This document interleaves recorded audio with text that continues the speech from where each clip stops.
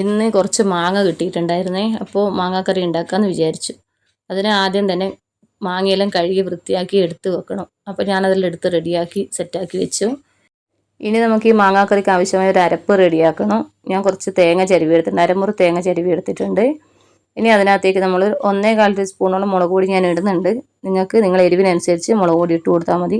കുറച്ച് മഞ്ഞൾപ്പൊടി ഇട്ട് വെള്ളം ഒഴിച്ചിട്ട് ഒന്ന് അരച്ചെടുക്കണം. ഈ അരപ്പിനകത്തേക്ക് നമുക്ക് കുറച്ച് കടുകും കൂടി ആഡ് ചെയ്ത് കൊടുക്കണം. അപ്പോൾ ഞാനിവിടെ കുറച്ച് കടുക് ഇട്ട് കൊടുത്തിട്ടുണ്ട്. ഇനി കടുക് ഇട്ടതിന് ശേഷം ജസ്റ്റ് ഒന്ന് അരച്ചെടുത്താൽ മതി, കൂടുതൽ അരിയാൻ പാടില്ല.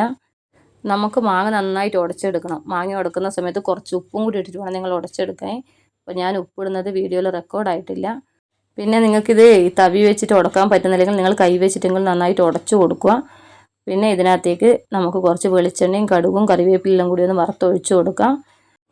ഈ മാമ്പഴക്കാലത്ത് എല്ലാവരും ഇതൊന്ന് ട്രൈ ചെയ്ത് നോക്കണേ.